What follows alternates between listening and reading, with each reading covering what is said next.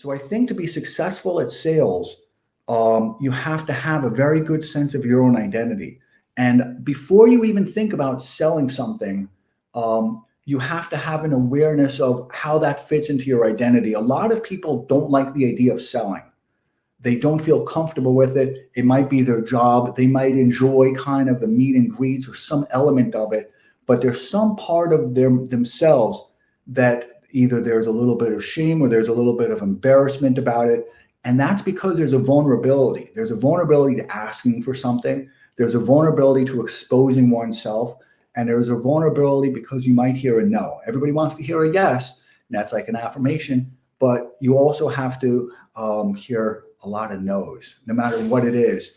And it's very easy to have that kind of be an assault on your personhood. Let's imagine you selling something for a moment, whatever it is that you do. Let's say you're an accountant.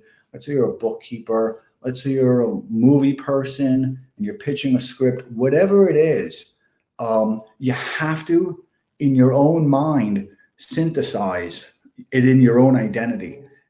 In your mind, when you're meditating, right, there's a few things that happen when you're meditating. And I learned about this late, so hopefully you're learning about this a lot earlier than I did. So when you're meditating, your mind is never going to be still. Your mind is never going to just be calm. That's not what meditation is, because the mind is always going to do a few things. The mind is going to time travel. And that means that you're going to think about meetings yesterday. You're going to think about meetings today. You're going to think about meetings that you will be having and what's on your to-do list. So that we call that time traveling. But then the mind is also going to say, I, Adam Townsend, am the type of person who. So your mind's going to try and figure out its own identity. I am the type of person who, right?